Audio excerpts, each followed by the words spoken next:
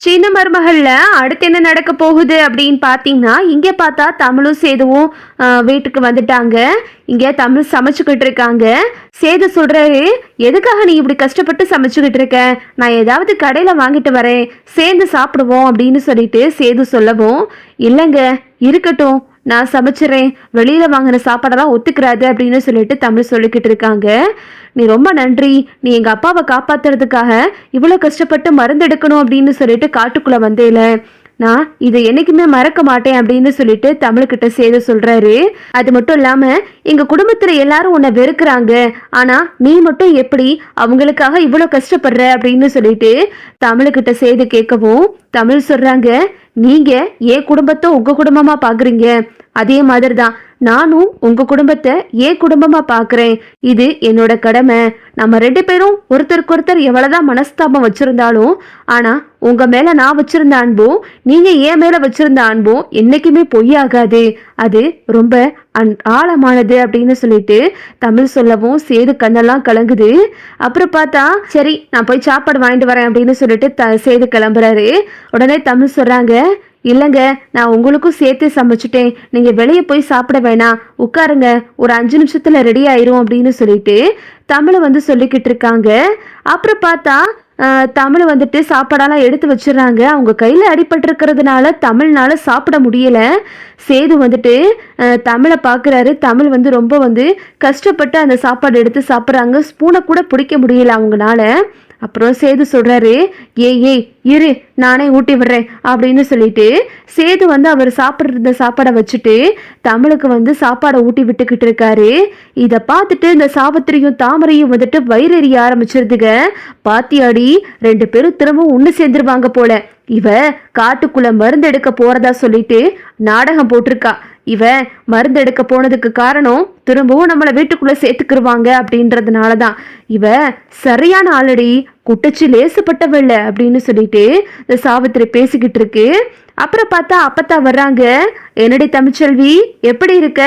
கையில காயம்லாம் இருந்துச்சே, என்ன ஆச்சு?" அப்படின்னு கேட்கவும், "சாப்பிட்டியாடி?" அப்படின்னு சொல்லிட்டு அப்பத்தா கேட்குறாங்க. "நான் சாப்பிட்டேன் அம்மாச்சி." "எப்படி சாப்பிட்ட?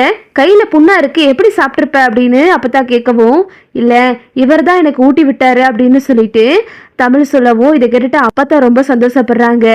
"சரி சரிடி, ஏதோ இப்பதான் அவனுக்கு புத்தி வந்திருக்கு. டேய், பார்த்துக்கடா இவளை" அப்படின்னு சொல்லிட்டு அப்பதான் அங்கிருந்து கிளம்பி போயிடுறாங்க. அப்புறம் பார்த்தா 2 பேரும் தூங்கிடுறாங்க. காலையில் ஆகிருது.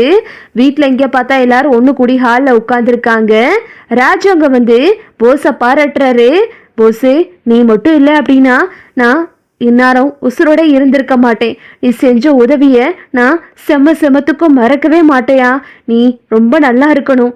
அது மட்டும் இல்லாம நீ எப்பவும் போல நீ இங்கேயே தங்கலாம். வேலைக்கு ஏற்பாடு பண்ணி தரேன். நீ அதை எடுத்து நடத்து" அப்படின்னு சொல்லிட்டு ராஜவங்க சொல்லிக்கிட்டு இருக்காரு.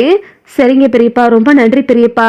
நான் பண்ண தப்பெல்லாம் மறந்து நீங்க என்னை ஏத்துக்கிட்டதுக்கு ரொம்ப நன்றி பெரியப்பா" அப்படின்னு சொல்லிட்டு போஸ் நல்லவன் மாதிரி காலில் விழுந்துகிட்டு இருக்கான். அப்புறம் பார்த்தா அங்க இருந்த சேதுவுக்கு அப்பதான் டவுட் வருது. இவன் மருந்து எடுக்க போனதா சொன்னான். ஆனா இவன்கிட்ட ஒரு பொட்டு காயமோ ஒன்றுமே கிடையாது. நல்லா வந்தான். ஆனா தமிழ்ச்செல்வி கையில காயம் இருக்கு. ஆனா அவ கையில மருந்து இல்ல. என்ன விஷயம், என்ன நடந்திருக்கும் அப்படின்னு சொல்லிட்டு சேதுவுக்கு ஒரே குழப்பமா இருக்கு. அப்புறம் பார்த்தா சேது அதே நினச்சிட்டு திரும்பவும் அவுட் ஹவுஸ்க்கு போகிறாரு. தமிழ் அங்கே உட்காந்து படிச்சுக்கிட்டு இருக்காங்க.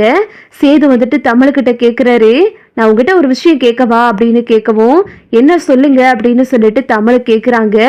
"இல்லை, நீ மருந்து எடுத்துட்டு வந்தியா அது என்ன?" அப்படின்னு கேட்கவும் தமிழுக்கு அதிர்ச்சியா இருக்கு. "ஏங்க நீங்க திரும்பவும் இப்படி கேக்குறீங்க?" அப்படின்னு சொல்லிட்டு தமிழ் கேட்கவும், "இல்ல, போஸ் தான் மருந்து எடுத்துட்டு வந்ததா சொன்னா. ஆனா அவை உடம்புல ஒரு பொட்டு காயம் இல்ல. நம்ம அந்த கூட்டுக்கு ரொம்ப தூரத்துல இருக்கும் போதே அந்த வண்டெல்லாம் நம்மளை தாக்க வந்துச்சு. ஆனா நம்ம உடம்புல சேறு இருக்கிறதுனாலதான் அந்த வண்டு நம்மளை கடிக்காம போயிருச்சு. ஆனா அவன் உடம்புல ஒரு பொட்டு சேறு கிடையாது.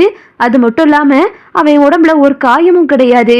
எப்படி அந்த வண்டுகிட்ட இருந்து அவன் தப்பிச்சு அந்த மருந்து எடுத்திருப்பான்? எனக்கு என்னமோ சந்தேகமா இருக்கு. நீ தான் மருந்து எடுத்தியா? உண்மையை சொல்லு, என் மேல சத்தியம் பண்ணு" அப்படின்னு தமிழுக்கிட்ட சேது கேட்கவும் தமிழுக்கு என்ன சொல்றதுன்னே தெரியல. தமிழ் நடந்த விஷயத்தெல்லாம் சொல்லிடுறாங்க.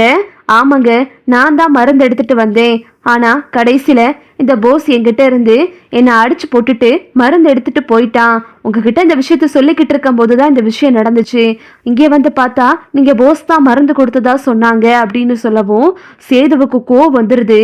எங்க இந்த விஷயத்த பெருசு பண்ண வேணாம், விட்டுருங்க அப்படின்னு சொல்லிட்டு தமிழ் சொல்லிக்கிட்டு இருக்காங்க. என்ன அம்புட்டு சாதாரணமா சொல்லிட்டு அவ எம்பிட்டு பெரிய திருட்டு வேலை பார்த்திருக்கான். நீ அம்புட கஷ்டப்பட்டு வயிற்றுல புள்ளைய வச்சுக்கிட்டு அம்புடு தூரம் போய் மருந்து எடுத்துட்டு வந்திருக்க, என் அப்பா உசுரை காப்பாத்திருக்க. ஆனா அவன் சாதாரணமா உன்னை அடிச்சு போட்டதும் இல்லாம மருந்து எடுத்துட்டு போயிருக்கான் அப்படின்னு சொல்லிட்டு சேது ரொம்ப கொந்தளிச்சு போயிடுறாரு. ஒரு நிமிஷம் இரு வரேன் அப்படின்னு சொல்லிட்டு சேது வெளியே போறாரு. தமிழும் பின்னாடியே போறாங்க. எங்க ஒரு நிமிஷம் இருங்க அப்படின்னு சொல்லிட்டு அந்த நேரம் பார்த்து போஸ் வெளியே வர்றான். ரொம்ப சந்தோஷமா வந்துகிட்டு இருக்கான். இங்க பார்த்தா சேது வந்து கோமா வர்றாரு. என்ன சேது இப்படி கோமா வரான் அப்படின்னு சொல்லிட்டு போஸ் வந்து திருன்னு முழிக்கவும் சேது வந்து போஸ் சட்டையை பிடிச்சி, டேய் உனக்கு எம்படி தைரியம் இருந்தா நீ இப்படி பெரிய வேலையை பார்த்திருப்ப அப்படின்னு சொல்லிட்டு சேது வந்து போஸை போட்டு அடிக்கிறாரு. அண்ணே எதுக்கு நீ அடிக்கிற இருனே அப்படின்னு சொல்லிட்டு போஸ் கத்துறான். உண்மையை சொல்லடா, நீ தான் மருந்து எடுத்தியா அப்படின்னு சொல்லிட்டு சேது கேட்கவும் உடனே போஸ் வந்து, அண்ணே அது வந்து அப்படின்னு சொல்லிட்டு போஸ் இழுக்கிறான். எப்படி மருந்து எடுத்த? உன் உடம்புல ஒரு பொட்டு காயம் இல்ல, சேருல சகதி இல்ல, போனவன் அப்படியே திரும்பி வந்திருக்க, நீ மருந்து எடுத்துன்றத நாங்க நம்பணுமா அப்படின்னு சேது கேட்குறாரு. உடனே தமிழ் வந்துட்டு போஸை அடிக்கிறாங்க. உண்மையை சொல்லடா அப்படின்னு சொல்லிட்டு போஸும் வந்துட்டு உண்மையை சொல்லிடுறான். அண்ணே விட்டுருங்கண்ணே, நான் தான் மருந்து எடுக்கலை, நான் தமிழ்ச்செல்வி எடுத்த மருந்தை தான் நான் எடுத்துட்டு வந்தேன் அப்படின்னு சொல்லிட்டு உண்மையை சொல்லவும் சப்புன்னு போஸை போட்டு அடிச்சு போடுறாரு சேது. தரன்னு இழுத்துட்டு போறாரு உள்ள. உன்னை சும்மா விட மாட்டேன்டா, நான் இப்பவே போய் உன்னை உள்ள சொல்லி அப்பா கிட்ட சொல்லி உன்னை என்ன பண்றேன்னு பாரு அப்படின்னு சொல்லிட்டு போஸை இழுத்துட்டு போறாரு சேது. அப்ப பார்த்து இந்த ஈஸ்வரி வந்து, என்ன சேது, எதுக்கு சேது போஸை போட்டு இந்த அடி அடிக்கிற?